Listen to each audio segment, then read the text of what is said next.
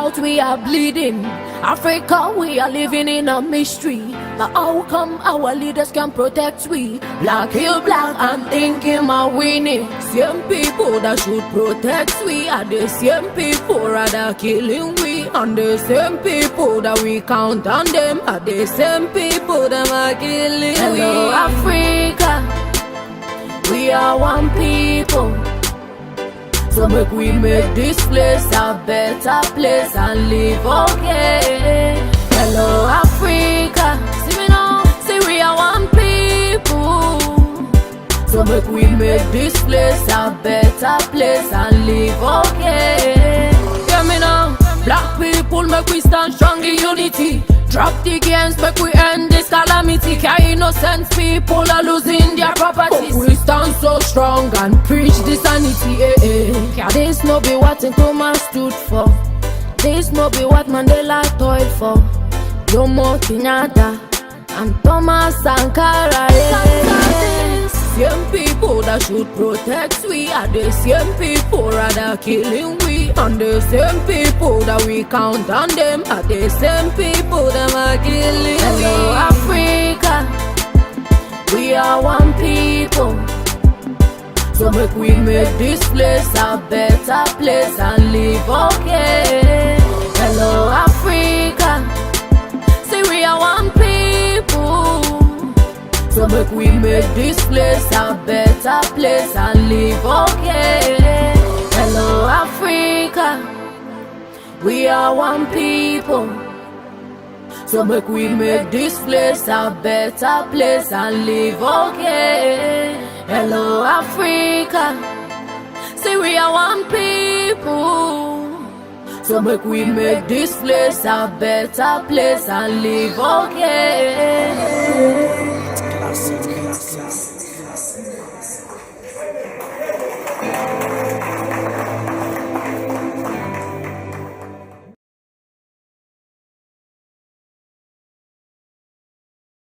That the security agencies, and in this case especially the lead security agency, the Ghana Police Service, is in control of the situation. They, led by the IGP and the POMAP, would investigate whatever has happened in the past, and all I'm assuring the one now is that the security agencies so far are up to the task, and we believe and we support them to do their work. It is their domain of investigating crime, and I believe that the last 2 days, you in WA have really observed that the police have taken steps against the security of the area. I believe all of you are more confident. Now, as I said, the trend was that anytime there was a heavy rain, after that there was an occurrence. I want to believe that so far is the hard work of the police. But this is purely the police activity. The Director General of Police is in town. The IGP will come into town. He would come and be in control, and the indication is that he's likely also to come and brief the paramount chief as to what is happening. For me, express on behalf of the President and the people of Ghana our condolences to all families who have lost loved ones, and that our thoughts are with them now, and that we will do anything possible to support the requisite agencies, police, immigration, dealing with foreigners and the rest of them. But I did make it clear that in all these matters, the policy is for the rule of law to be enforced.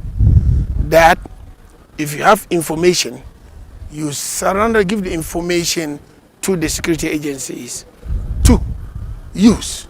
You do not resort to self-help or to usurp the role of security agencies.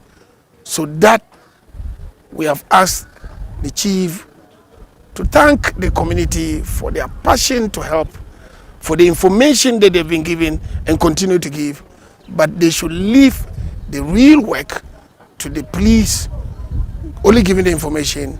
Don't attack anybody, because if you attack anybody, you yourself will be a subject of investigation. So broadly, these are the matters. Express our condolences by the President, assured that the competent agencies are at it, as you can already observe, and ask that the community should cooperate with the agencies without usurping their role. Let no one take the law into his own hands. We would not allow that. Let the rule of law reign. Well, that is our domain. We are to maintain the police agency. Already you can see a difference. First of all, as you recall, in 2017, when we had events here, the police were not agile enough to be able to move people. But over the period, we've recruited more people. Last batch coming out on Friday. And today you can see that the police have deployed more people. They have also brought in more equipment. And we would give you the pledge that we continue to support the police to do their work by supporting them. And yes, I believe that the police would address that issue of numbers here.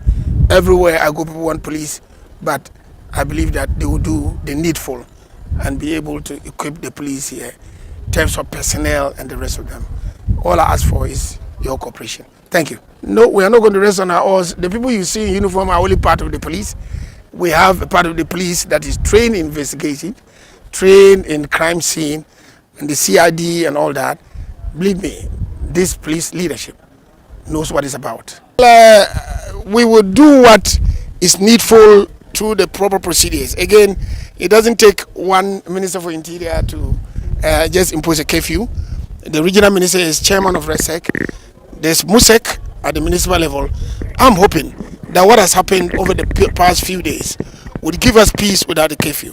But when need be, and subject to due process, we'll do what? You might lose that you want to sleep earlier than normal, but we pray that it doesn't come. But we'll do what we have to do when the police and others advise us what to do. Thank you. The two of us. Yes. We don't want anybody to hear. But rest assured, yes, we are here for you. We are happy with that. Your presence makes something for us. Yeah. That is the work we have decided to do, yes, for which we are paid. So we are here for you.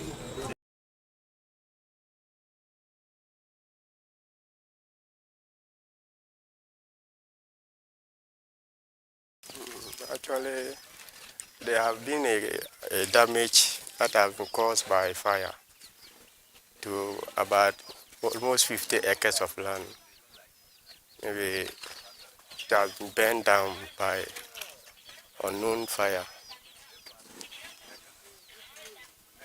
And to my additional experience, we realized that the source of it could not determine now until maybe we've done other further investigations on it.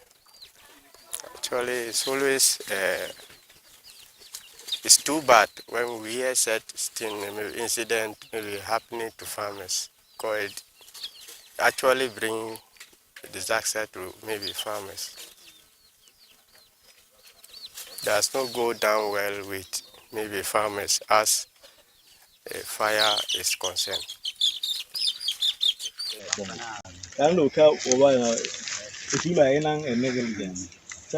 Assistant Divisional Officer, Grade 2, Idrisu Imran, as the Municipal Deputy Commander.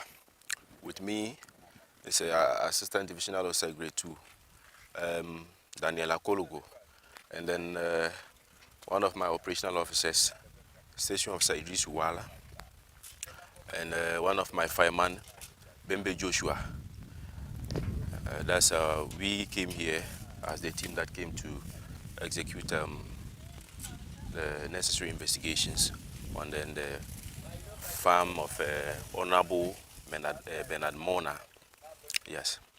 Yesterday, we received a call from our regional fire command that the Honorable's farm was on fire. So quickly we dispatched the particular crew that was on duty. Less than 20 minutes, they managed their way here, though the road was not that smooth. It was very rough. We got here. To our surprise, the whole one part, let me put it so, that is about 49 acres was on fire. So my team quickly laid down the necessary equipment to douse the fire. Fortunately, where we got to, or when we came, wherever that was on fire, we were able to at least contain it from that angle. So, God willing, we are able to prevent it from extending further. So, after that, we took the pace that whatsoever necessary information or investigations that deem it fit, we came here as a team to do that particular investigations. Yes, we have been able to identify some key points. One is, we will first of all commend the owner for making fire belts around the farm, at least large enough, because one of the things that aids the spread of fire in this particular season is the wind. That is how we would have been able to determine whether it's as a result of what, either a deliberate act or no. But looking at the size of the fire belt is large enough to prevent any extension from fire embers, and at least, let's say, flying embers. That is those things that from this dry season, if you see that when the wind is blowing, those dark things that fly in the air, not quench, not fully quench, they can land on other dry grasses to ignite and then start burning again.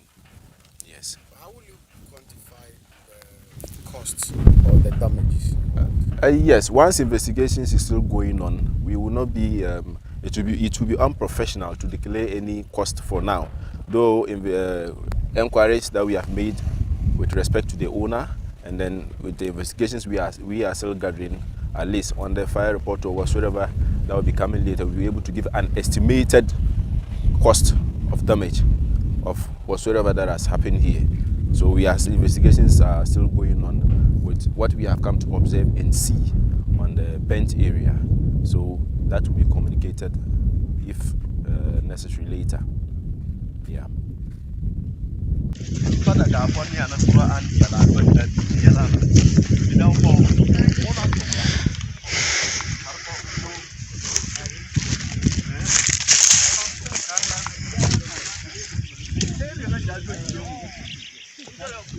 They left their kids to be here. And so their only joy was to see that we got a good harvest. In the affirmative. It's a bad afternoon for me. I don't know what happened. All I know is that I was called that our farm was on fire. And immediately what came to mind was to call the Ghana National Fire Service. And they also dispatched their vehicle. Whilst I was in Sankana, my vehicle was in Wa. The fire service took off. My vehicle came to pick me from Sankana. We still came from Sankana and passed the fire service for obvious reasons. The road was not motorable, even the main road, let alone to talk about the farm road. So it took a longer period for the fire service to get here. And by the time they got to the farm, the first phase of our maize was entirely gone. And so they quickly put off the skirmishes of fire that they met and rushed to go and stop the inferno on the phase 3 of our maize. And then we started to look at the extent of damage. That is what I can say happened. The other thing I can say is that there were people who were on the farm, close to 10 people that were working on the farm yesterday. They were shelling with one of these local manufactured sheller. And so they were shelling just at the entrance of the maize. They had shelled 2 bands. And they noticed that fire had started from within the farm before it was even outside of the farm. And when because there is a borehole, they use the water, according to them, to be able to contain the fire. Anytime the water touched the maize that was in fire, you could see that the inferno rather increased, meaning that it was not a natural event because the inferno became higher. And so at that point, they could not contain or do anything about the fire. They were helpless. And so the fire took control of the portions. They managed, because phase 4 is very close to the maize, then phase 1. And so they managed to stop the fire from entering the phase 1 of the phase 4 of the maize. So as you walked around the field, the entire field is gone. This is the only field I did for last year. Last year, we did not even provide fire belt as open and as wide as we did this year. There were bushfires, but it did not enter our crops. Bushfires did not enter our crops because we had a very thin fire belt. This time you can see that the fire belt is bigger and wider. And yet, when you went around the farm, that was the amazing. You saw that there were small bands of maize. They were touched by the fire. And you cannot see any trace of the fire coming into it. If you don't suspect arson, you cannot suspect anything. And so, where I sit without any professional a report, from my lay person's view, this is a deliberate, targeted attack on my farm. Yeah, I'm happy that none of our animals got hurt. The people working in the farm, none got hurt. And so we have not lost any person or any animal. We only lost crops. And of course, we lost the cashew that was planted there. We will come back stronger. In your estimation, what is the extent of damage if you quantify per what Well, you if you have have invested into 50 the farm? acres of maize, and this is hybrid maize, this is the pioneer maize, and so it is the most high yielding maize. You are told that with pioneer, you can get up to 30 to 38 bags of maize per acre. So if you have 50 maize, 50 acres, and you are multiplying it by even the minimum of 30 bags, maxi bags per acre. So you multiply 30 by this, you see the number of maize that we are talking about. And so we were targeting so much maize from this farm. But as I said, that is a thing of the past. Aside that, even the yam that we planted, the fire jumped from, and the yam is in, see that shea tree. They put the yam in a band. The fire came to attack the yam, right? So it was bent. And you could see, if you look at the trend, as the fire was here, and our workers all started concentrating here, suddenly the fire was at the top here. There was no continuation whatsoever that you can say there is bush from here to that end. So they were containing the fire from this side. So what took the fire to that other end, that it started burning so as to go into phase 3 of our maize? So it was that which enabled the fire service to go and contain the phase 3.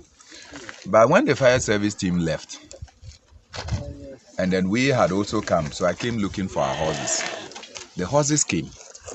Then I decided that I should do a horseback on the farm to see if everything was okay. It was at that point I got to phase 3 and I noticed that the fire had started devouring that place. So I had to come back to convey everybody. So we went there to now go and put off the fire. And as we went there, you saw that. But for the fact that around 7 p.m., I decided to go on a horseback, that field would have been lost to the fire. And so,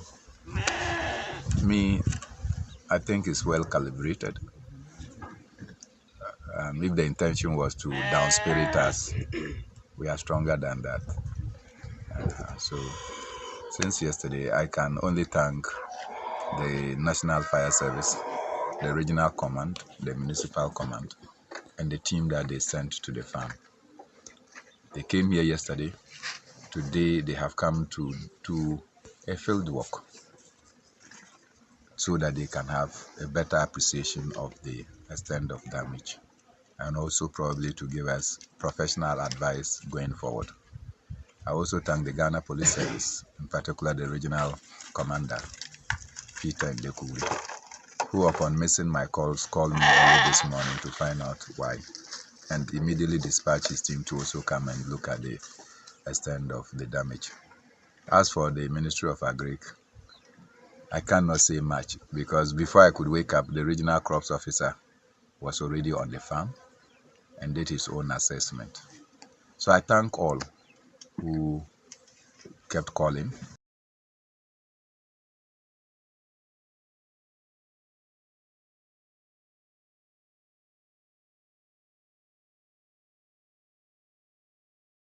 The just ended plenary assembly of the Ghana Catholic Bishops' Conference. In our communique that we address to Catholics and to all Christians and people of goodwill, there is a paragraph in which we speak about the National Cathedral. And in that paragraph, we say, we thank God for the vision that He has given to our President to build this cathedral, and that He has offered and challenged Christians to join hands in building it. And our plea as bishops of Ghana is that all Catholics, all Christians, all people of goodwill will give generously for the building of this cathedral for the greater glory of God. That is why we are here today. Thank you very much. So I hereby declare officially launched the fundraising for the Ghana National Cathedral. Thank you.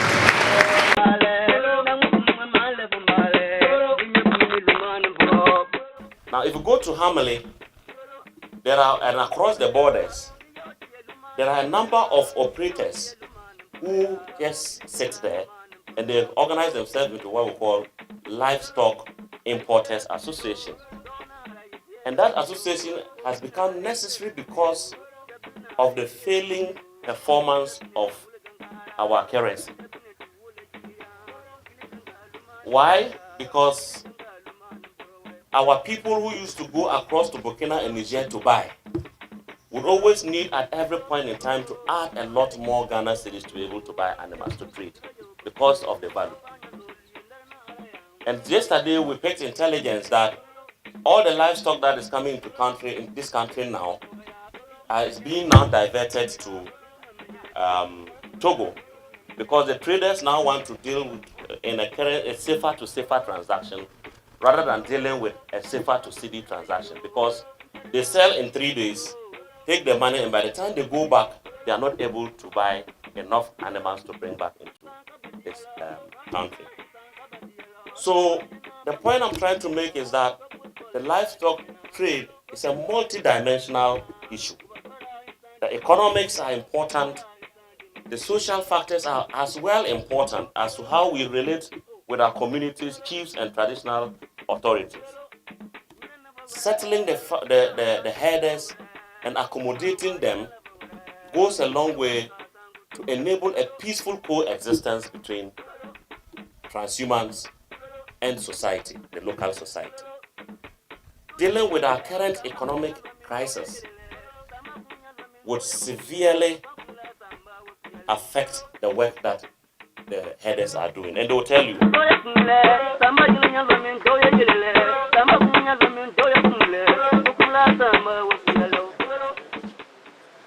Secretary Alhaji Abu Tuntulo, guest of honor, who is a domestic violence and victim support unit regional coordinator for Upper West, Mr.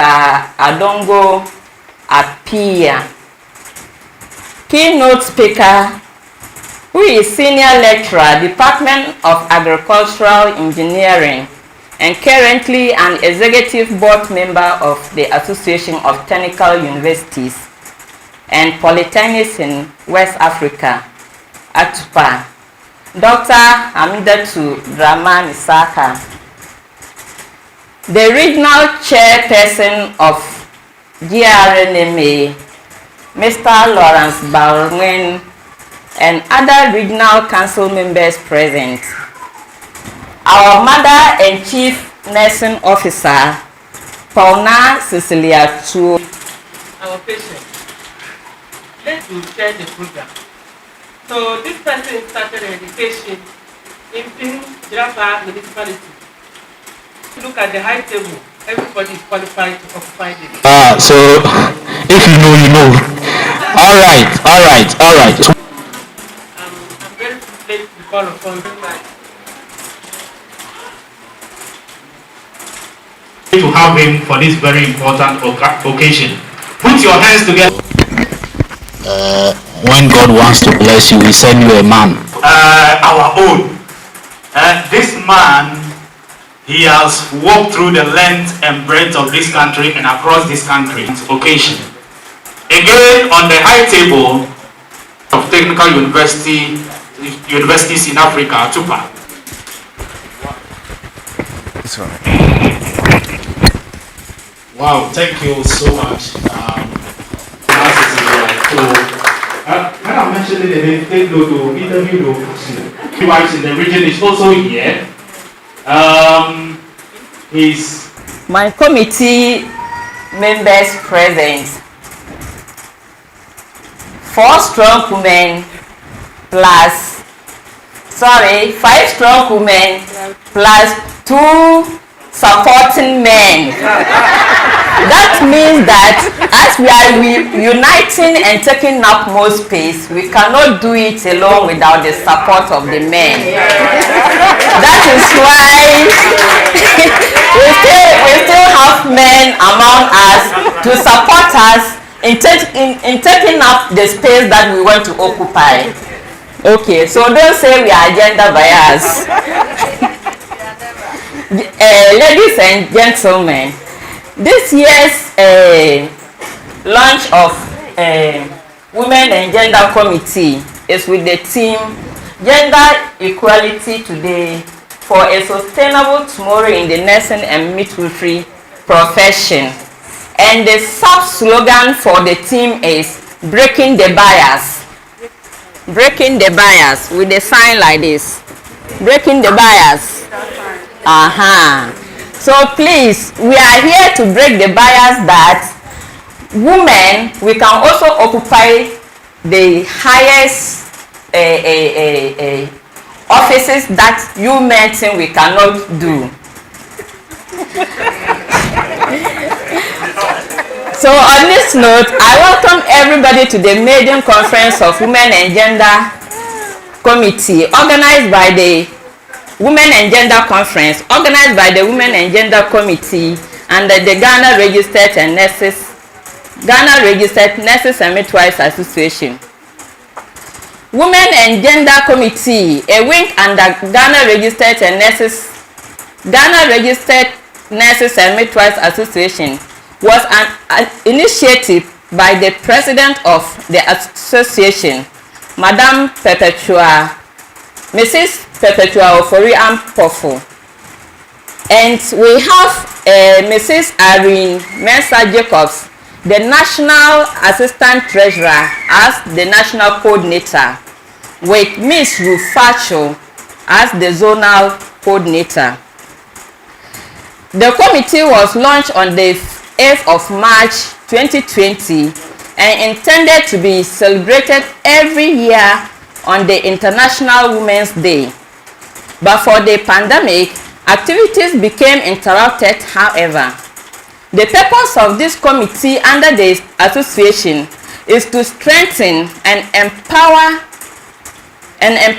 women in the nursing and midwifery profession in taking up leadership challenges and responsibilities, and also opportunities when they avail themselves regarding their career development. With this one, leadership challenges, when we have the opportunity to take up a leadership challenge or an opportunity avails itself for us to improve ourselves in our career, we tend to use our families, our children, our husbands as excuses to prevent us from accepting those opportunities. So with this one, Madam Perpetua has seen it that GRNA is women dominated, but if you check and look at the leadership, we do not have women inside. So she said she will form this wing under the association, empower women so that we will stand out to take up leadership responsibilities. We leave our families aside, we leave our children, and still forge ahead as professionals and career women. So this year's conference was well attended, and representatives from every region was tasked to replicate similar conferences at the regional levels. Hence, the reason why we are here today to launch the committee in the region. It is my greatest wish that participants will accord this program the needed attention, for there is a lot to learn and improve yourself as a woman and a career person. Thank you for your audience. Women and gender, unite and take up more space. Women and gender, unite and take up more space. Please, I can't feel the demo. Women and gender, unite and take up more space. Unity. Unity. Long live Women and Gender Committee in Upper West. Long live Ghana Registered Nurses and Midwives Association. Thank you very much. The regional officer for nursing, and then also for being part of us. Now, I want to go to the... Let me ask you, so that you can ask site managers whether they belong to unions themselves or not. And so if they do, why do they seek to discourage you from participating in your own? The unarmed truth remains that stakeholders dread enlightened people and sees unions as vehicles of enlightenment. This is the very primary reason, Madam Chairman, why we have fewer numbers of females in leadership positions today. Even the few who try to participate are given labels and are made to coil back. To me, however, the stakeholders remain the biggest losers, and I will not explain why. Evidence suggests that the best form of investment is one done on women. And I just imagine what female leadership would mean if the healthcare as well as nursing care were enhanced. Is it not because females live, it is not because females live longer, it is not because females' wealth are spread widely, it is because females are caring, and nursing and midwifery are caring professions. I wish all the men and women in nursing and midwifery a happy conference. As you struggle to survive in this jungle of healthcare, I want you to perform this reality test. As you go home from this event, take a brief moment and ask yourself, why am I into nursing? How am I living my nursing role? With the care I provide, if I become the patient, will the nursing care be able to save me? If the answers to these questions worry you, then congratulations. You are just marking your own script. Remember that our glory is not in never falling, but in rising every time we fall. Thank you and welcome to the Regional Secretariat of the Ghana Registered Nurses and Midwife Association. Long live trade unionism. Long live the GRNMA. Long live Ghana. Bible says, how can we sing the Lord's songs in a strange land? Before I give a welcome address, I want to ask a question. This question, I don't need answers. You will discuss this question when you go back home with your husband if you are a lady, with your wife if you are a man, and with your friend if you are still searching. Who makes who complete? Is it a man who makes a woman complete? Or a woman who makes a man complete? I don't need the answers. Go and discuss that at home. Okay? While doing the discussion, pay attention to the spellings of a woman and a man. Is that okay? Madam Chairman, guest speaker and former Health Services Workers Union General Secretary, Alhaji Abu Kontulo,